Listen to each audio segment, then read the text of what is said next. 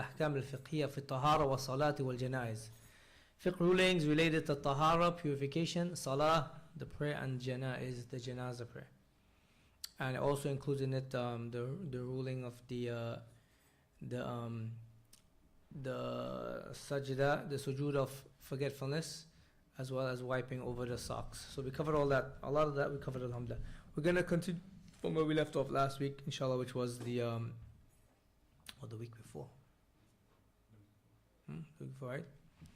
Right. We spoke about when should you prostrate if you forgot, if you added something, if you subtracted something from the salah. Okay, so let's find that. Okay.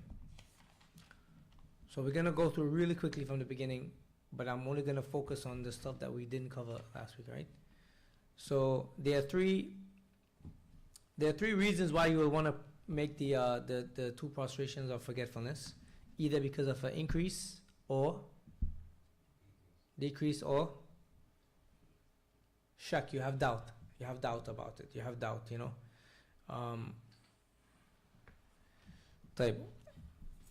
As for the increase, right? مثل أن يزيد الإنسان في الصلاة ركوعا فيركع في الركعة الواحدة ركوعين. An increase is like the individual, right? He increases in his salah a ruku, additional ruku, right? فيركع في الركعة الواحدة ركوعين. So he makes two ruku. He forgot that he made ruku and he made ruku twice, right? Or two sujuds. فيسجد ثلاث مرات أو قياما, or he stands up additionally, right? فإذا كان السجود سهوي من أجل هذا فإنه يكون. Tell me when does it take place? When do you make the prostration? The person increased, added to the salah. After the salah is finished. When the salah is finished, then he makes two prostrations, right? Sajjatu sawi. He makes two prostrations for that. بمعنى أنك تتشهد وتسلم ثم تسجد سجدتين وتسلم. هكذا فعل النبي صلى الله عليه وسلم حين صلى خمسا. Right? فذكروه بعد السلام فسجد بعد السلام. So this is what was derived from the Prophet صلى الله عليه وسلم when he increased in his salah. Obviously it's a mistake, right? Remember, keep in mind, anyone who does it like intentionally makes a mistake. They know it's wrong and they intentionally do it, it invalidates the salah. Okay? If it's a pillow or something like that and you intentionally do it, you're not allowed to do that. But mistakes happen sometimes, right? وَلَا يُقَالْ إِنَّ النَّبِيَّ صلى الله عليه وسلم. Okay, we explained that. Okay, we explained that already. Now, as for the deficiency, the naqs, right? Did we speak about it when you subtracted something from the salah? Okay, let's go through it from here. وهذا سجوده قبل السلام. وهذا سجوده قبل السلام. If you forgot to do something, you left something out of the salah, the sujood should be before the salam. مثل أن يقوم عن التشهد الأول ناسيا. So for instance, he was supposed to sit for the first tashahud, التحيات لله, but he forgot to sit and he got up. He forgot that this is the second rak'ah and he's supposed to sit for tashahud and he gets up for the third one. Right?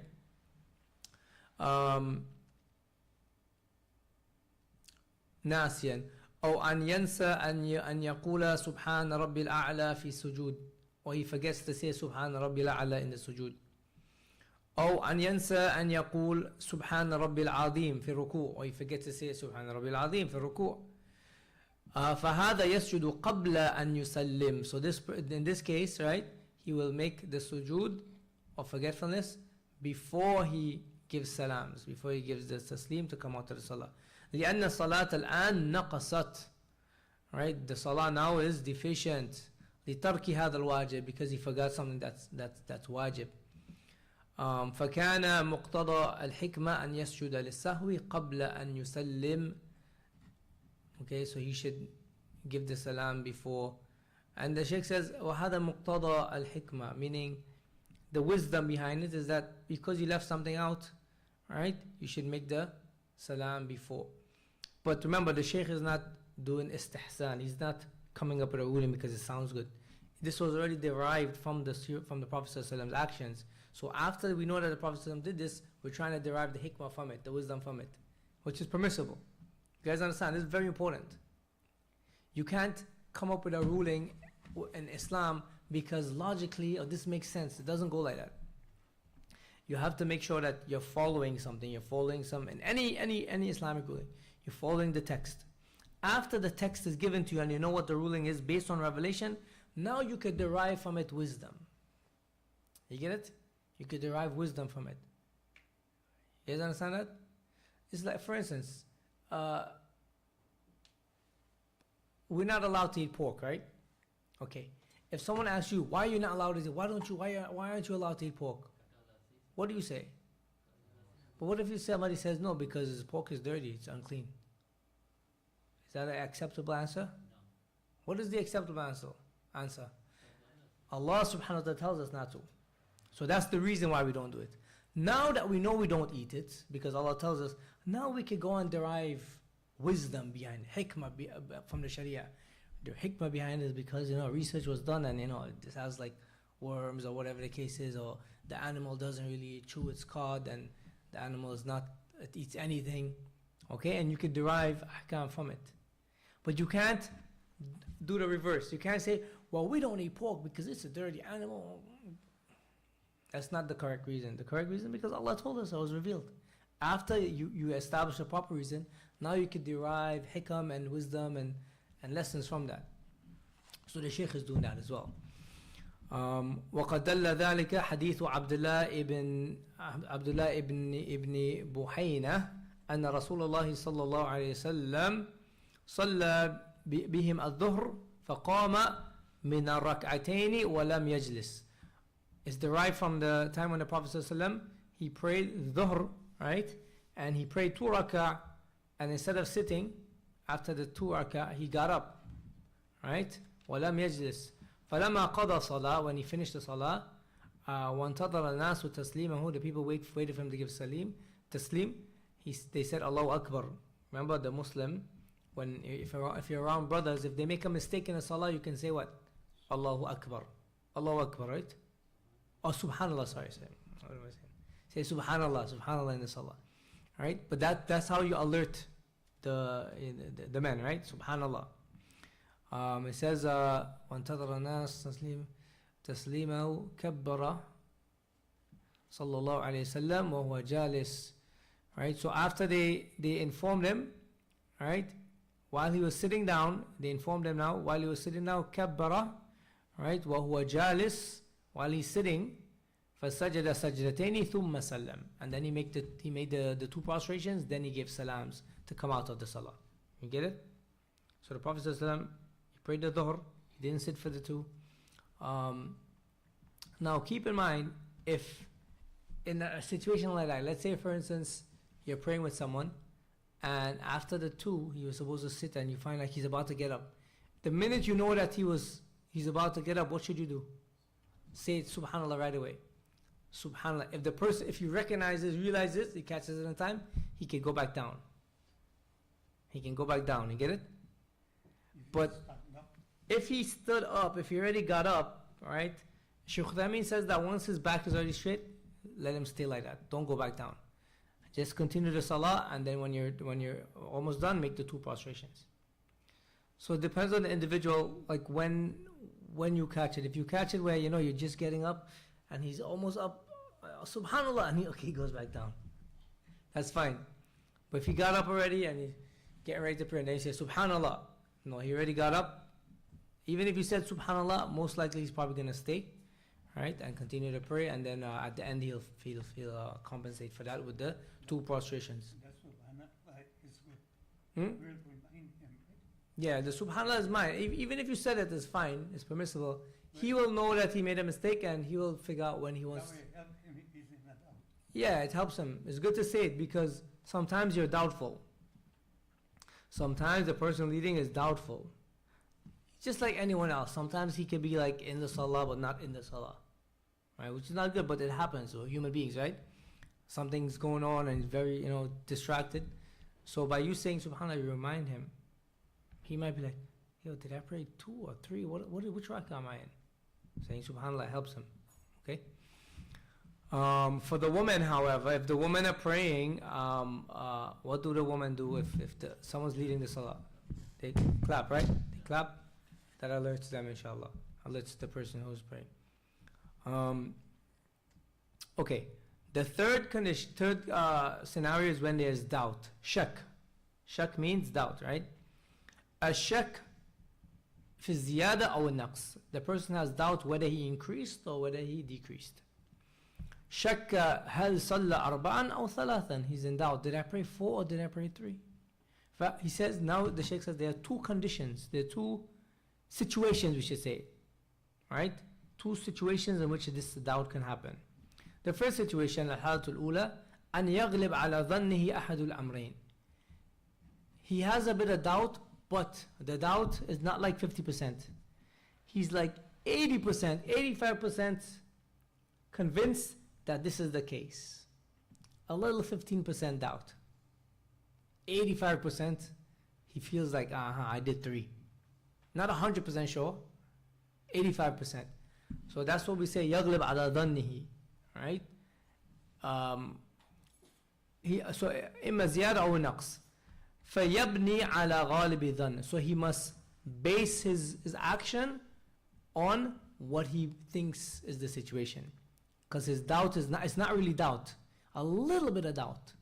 He's 85% sure that he did either increase or decrease.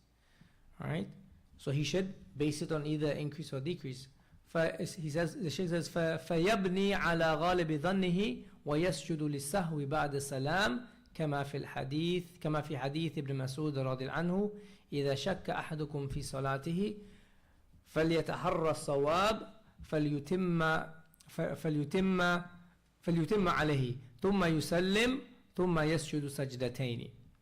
Okay, so the Shaykh is saying in a situation, right, he says فينبغي على غالب ظنه يسجد في الحديث ابن مسعود رضي الله عنه إذا شك. He's basing on the hadith of the Prophet ﷺ. If one of you, what the Prophet ﷺ said, if one of you has doubt in the salah, right, فليتحرى الصواب.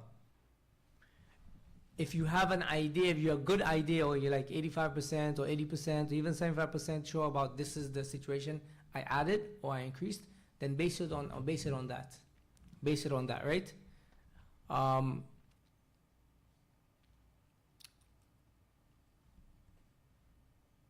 Okay, and then the other situation, الحالة الثانية إذا شك في الزيادة أو النقص دون أن يترجع عنده أحد الطرفين.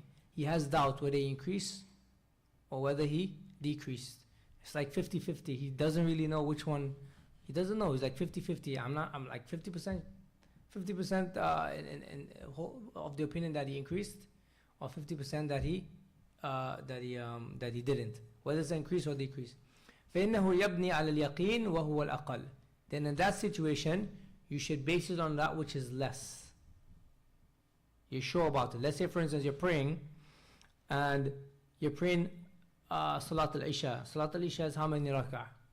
4, right? So you're praying, and you're in your 4th rak'ah, or you think you're in your 4th rak'ah, but you're not sure. Is this my 4th or is this my 3rd? If it's your 4th, then you're going to finish it up, right, on this last one. But if it's your 3rd, that means you got to come on another one, right? And you're like, you have doubt. 50-50. Is it my 4th or is it my 3rd? Which one should he do, Robert? Huh? What do you think that this is? 50-50? Yeah, 50-50. He's not sure. Go ahead and do the 4th one? Yes. Go ahead and do another one. Right? Why? Because as Muslims, we base things on yaqeen. We're not sure about the 4th one. We're sure that it's the 3rd one.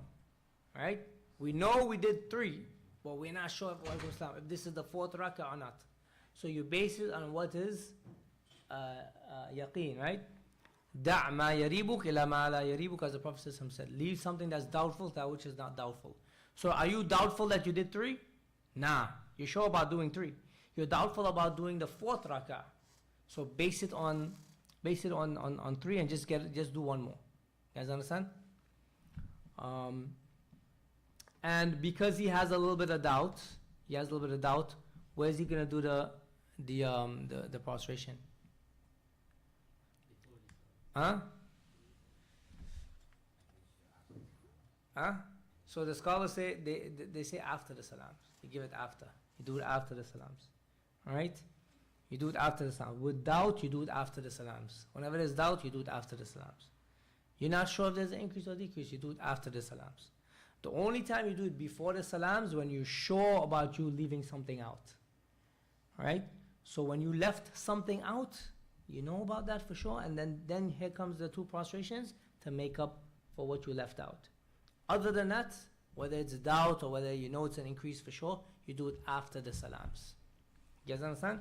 When you do it after the salams, after you do the prostrations, do you give salams again? Yes, very good. You give salams again. So let's say, for instance, you're praying, alright, Attahiyatu lillahi wa salawat, and then if you're finishing it, Assalamu alaikum wa rahmatullah, Assalamu alaikum wa rahmatullah, Allahu Akbar, you go back down again, Subhana rabbil a'la, Subhana rabbil a'la, Subhana, Allahu Akbar, Allahu Akbar, Subhana rabbil a'la, Subhana rabbil a'la, Subhana rabbil a'la, stay sitting, Assalamu alaikum wa rahmatullah, Assalamu alaikum wa rahmatullah. Okay? Now, if you were going to do it before, if you, like let's say for instance, you know you left something out, right? When you say At-Tahiyatu lillahi wa salawatu and you're about to finish, before you give the salams, right? Before you give the salams, you make two prostrations. So here goes. You do Allahu Akbar, Subhana rabbil a'la, Subhana rabbil a'la, Subhana rabbil a'la. Allahu Akbar, Allahu Akbar, Subhana rabbil a'la, Subhana rabbil a'la, Subhana rabbil a'la. Allahu Akbar. Assalamu alaikum wa rahmatullah, Assalamu alaikum wa rahmatullah. Get it? That's it. And that inshallah is the closest to what is considered to be sawab or what is correct. Yeah.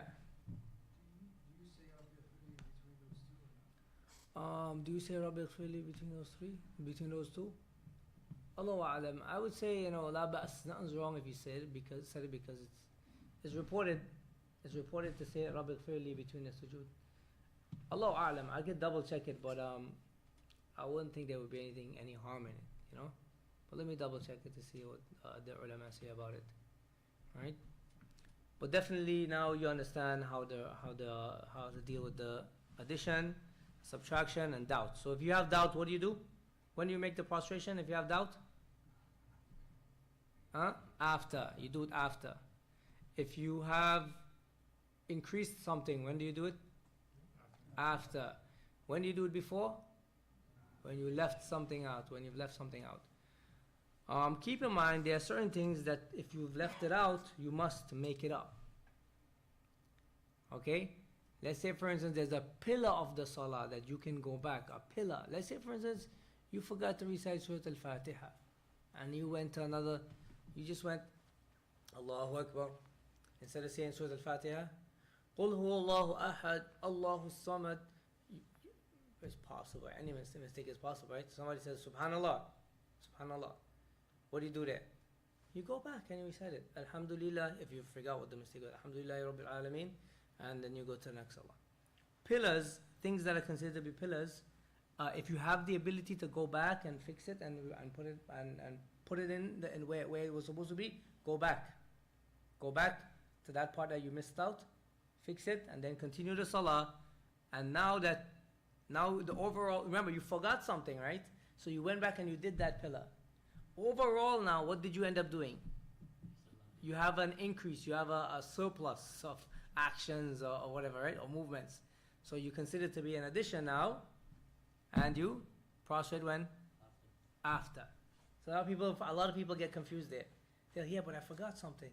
Yeah, you forgot it, but you went and you made it up, right? You missed the pillar and you went back and you made the pillar up, right? So in that situation, right? If you have the ability, remember, obviously, if you missed it, then you're like in the next rak'ah and you can't do anything about it, right? Inshallah ta'ala. So you guys get that? Yeah. So in what circumstance do you say the salam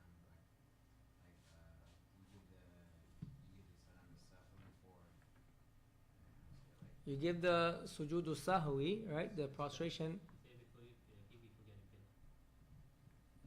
and you forget, let's say you forget something that's, even if it was a pillar, but later on after you're in the, let's say for instance, this happens a lot. They said Subhanallah.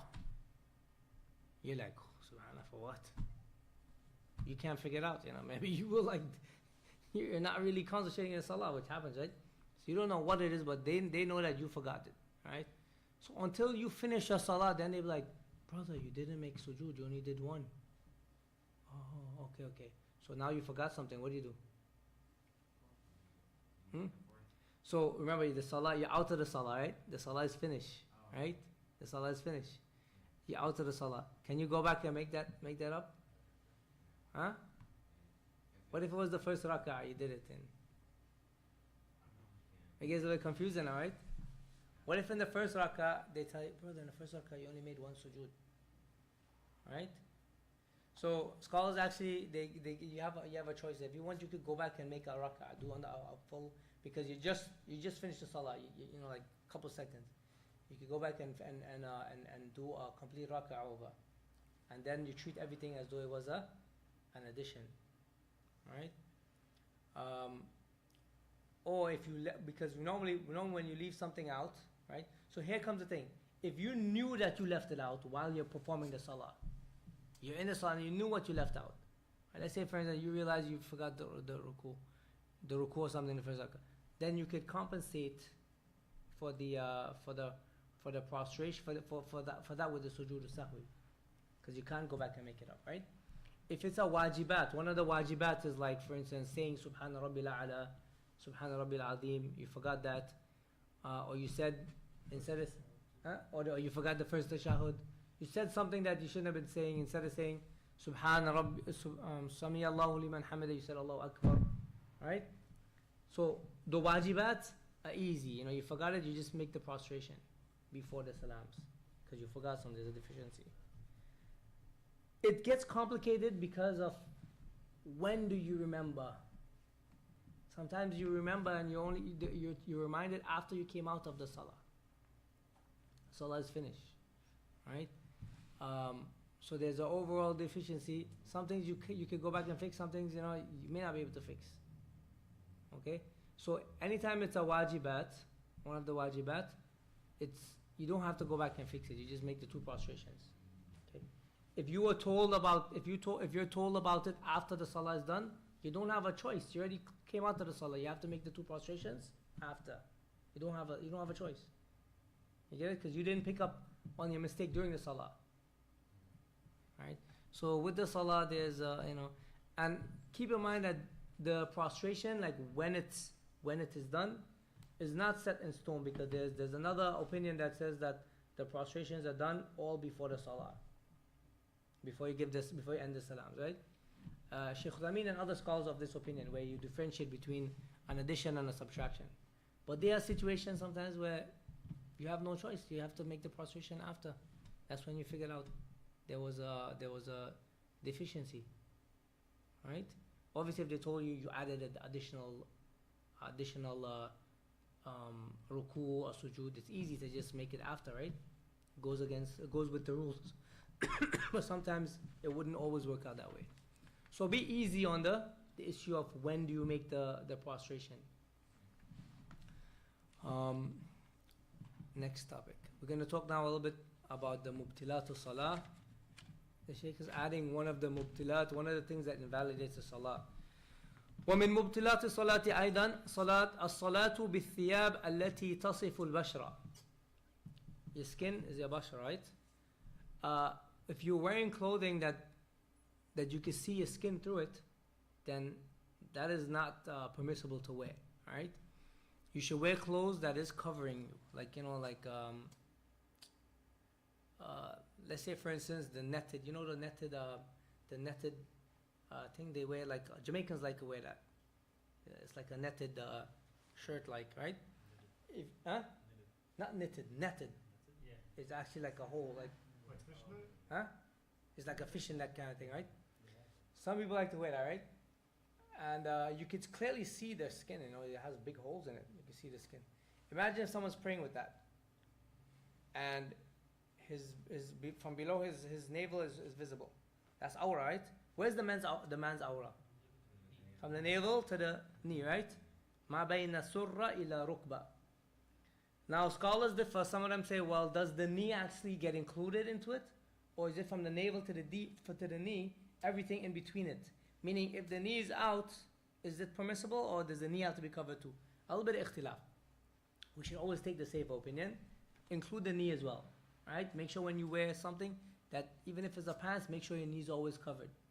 Even if you bend your pants, you jump up, whatever, your knees are covered, right? And navel is covered as well.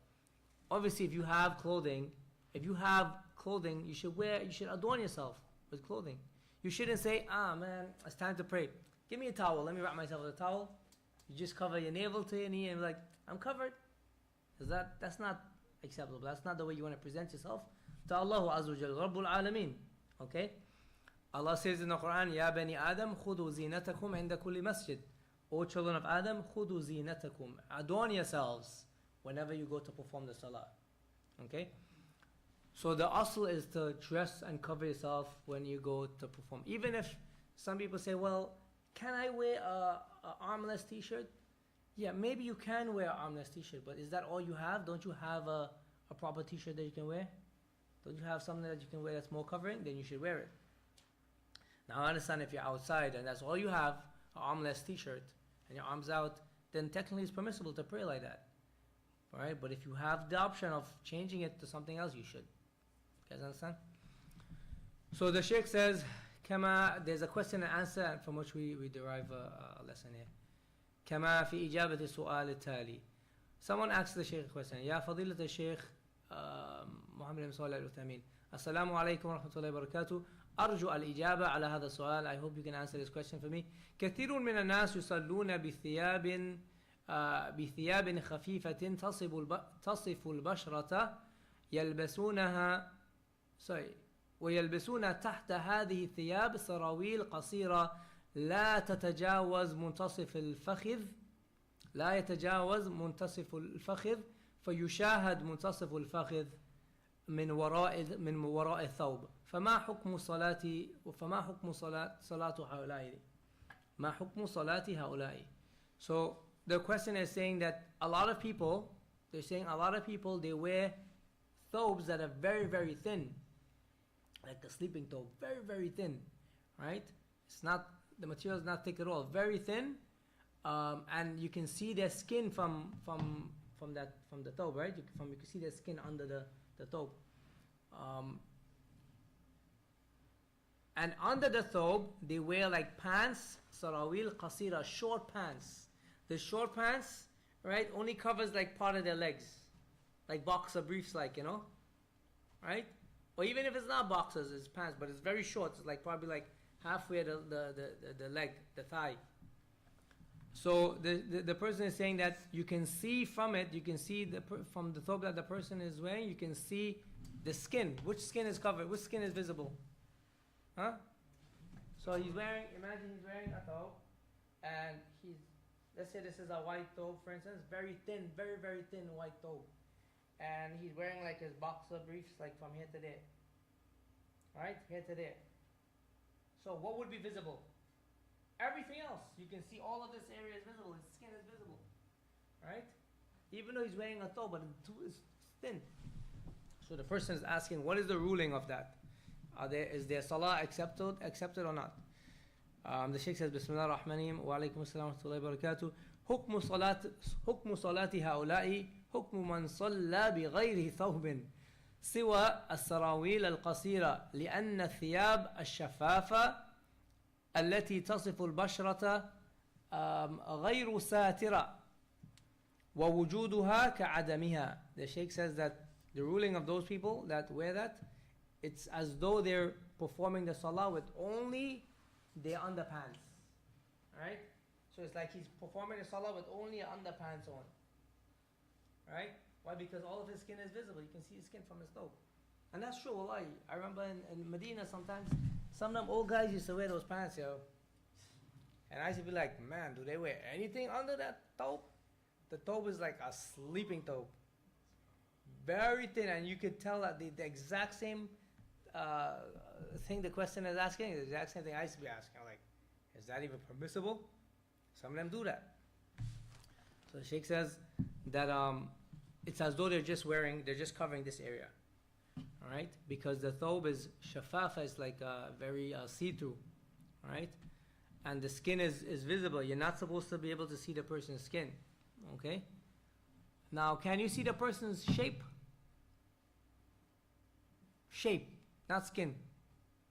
When I say shape, meaning like because there are some thobes that you wear, in light, depending on how the light is, you can see through a certain area. And you'll be able to see this area as the lights. You'll see this area, right? That's permissible as long as the person's skin is not showing. Alright? So there are some that are very, very light that you can see the person's skin. Okay, and this is what the question is asking about. بناء على ذلك فإن صلاتهم غير صحيحة. The Shaykh says that the salah is not correct. على أصح قولي العلماء وهو المشهور من مذهب الإمام أحمد رحمه الله تعالى. He says based on Imam. So the Shaykh normally he doesn't pick opinions from the madhab, but here he thinks that the opinion of Imam Ahmad is actually correct. Right? That the salah is not accepted because of that. وذلك لأنه يجب على المصلي من الرجال. It's obligation upon the men as well. We know the women got to cover themselves, but even the men أن يستر ما بين السرة والركبة, that they must cover that which is between the navel to the knee, must be covered. So if the person wore pants, let's say he wore pants, a sirwal that was from here, let's say he wore it like up above his navel and it was down past his knee, right? He wore that pants and then he wore a thobe over it. So you can see his feet and his upper chest, but you can't see that area. Is that permissible? Yeah. It's permissible because the aura is covered. His aura is covered, right? But most of the time those pants, you don't wear them up to the navel, right? You wear on the waist. So there's a little problem with wearing those see-through thobes. Question? Yeah. What if so like a boy's like wearing short pants, like basketball shorts, but it goes like right here, but he has like compression, like leggings on. Is he wearing a thobe over it? No, just like he's playing sports or something. Oh, he's wearing the compression things? Yeah, but like So it's covered, right? yeah, but it's like Yeah, I know it. I know what you're talking about. I think if it is, as long as it's covered, it'll be permissible. As long as it's covered. So even if you wore compression socks around it, once it's covered, it's considered to be fine, inshallah. I think some of the boys do that for the Muslims that play soccer, because they can't get the pants the length that they want it. So they wear the same pants and they wear compression socks around it to cover their aura. That is permissible, inshallah. Right? Ideally, obviously, if they could get longer pants, it would be good, but they're not going to make special pants for them. Right? So that will be fine, inshallah. Let's go back to the question. The Shaykh quotes the ayah that I just mentioned to you.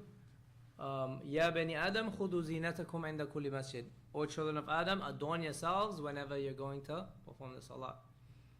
فَالْوَاجِبُ عَلَيْهِمْ أَحَدُ الْأَمْرَيْنِ. The obligation upon them is one out of two. Either they wear pants, pretty much the Shaykh says, either they wear pants, underpants, that's covering their aura completely, and if they want to wear the thin thobe, okay, well, I guess you can wear the thin thobe, but their aura is fully covered.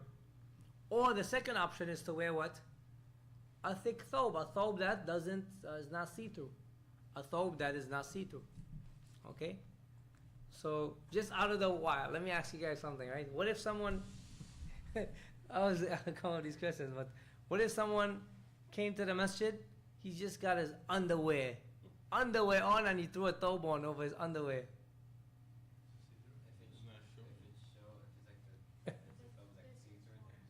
His thobe is very, it's not see-through, it's fine. Huh? It's permissible, inshallah, but it's something that you should avoid. Why? Because when sitting and in certain positions, his legs can be exposed and so on. But it's not the best practice. It's not the best practice, right? It's better to wear proper underpants, not just the underwear. All right. I think.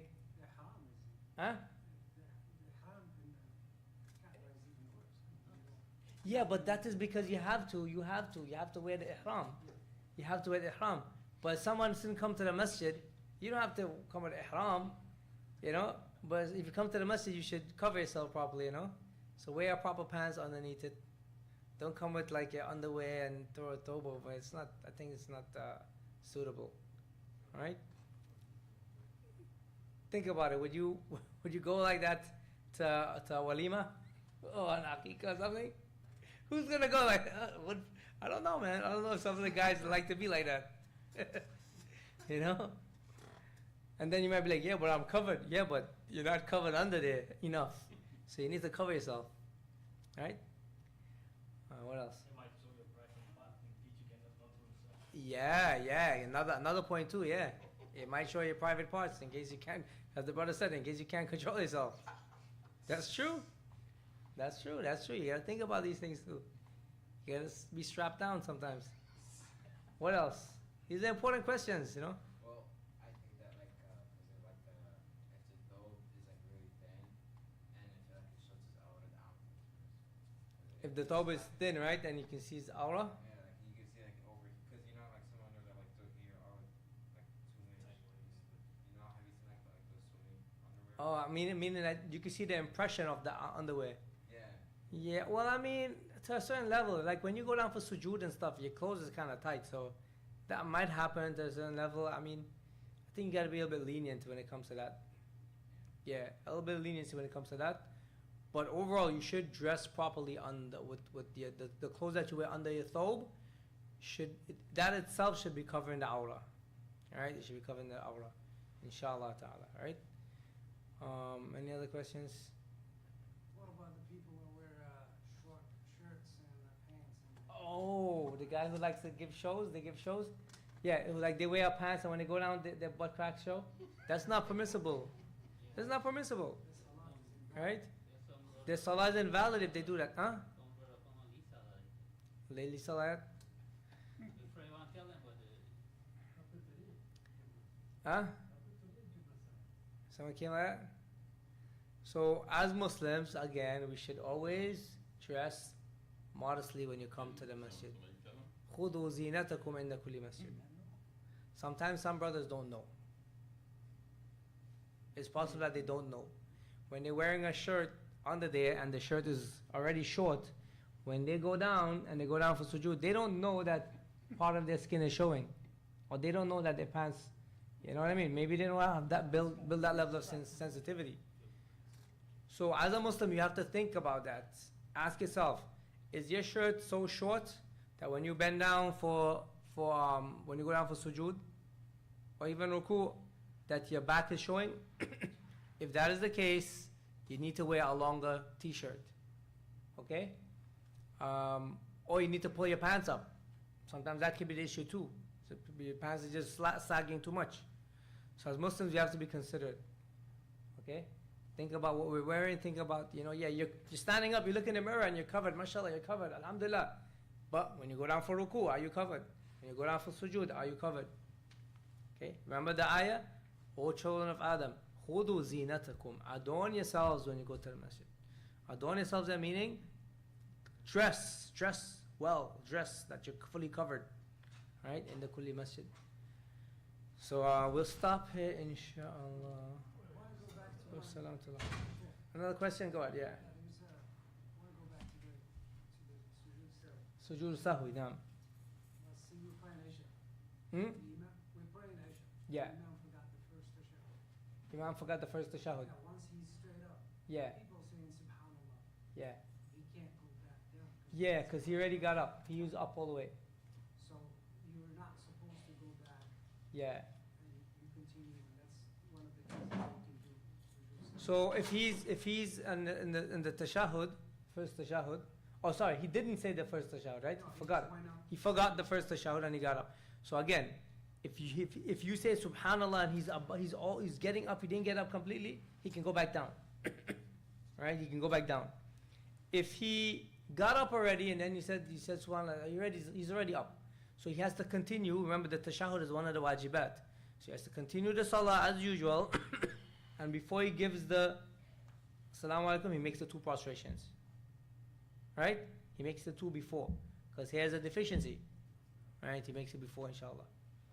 If, let's say for instance, if he went back down, if he got up, subhanallah, and he decided, I'm going all the way back down, I'm going down. I want to, which is possible. It's possible that he can make that decision. He goes all the way back down for the tashahhud. So he does tashahhud, and then he continues salah as usual. What happens? What's the net results of what just took place? Let's do the math. Huh? There's an increase. There's an increase because that additional move he got up, which he wasn't supposed, he went back down. So there's an increase now. So now we make the prostration after the salah. Wallahu ta'ala a'lam. Okay, we're gonna end now. Yeah. Any more? So when you don't follow the normal sequence of the salah,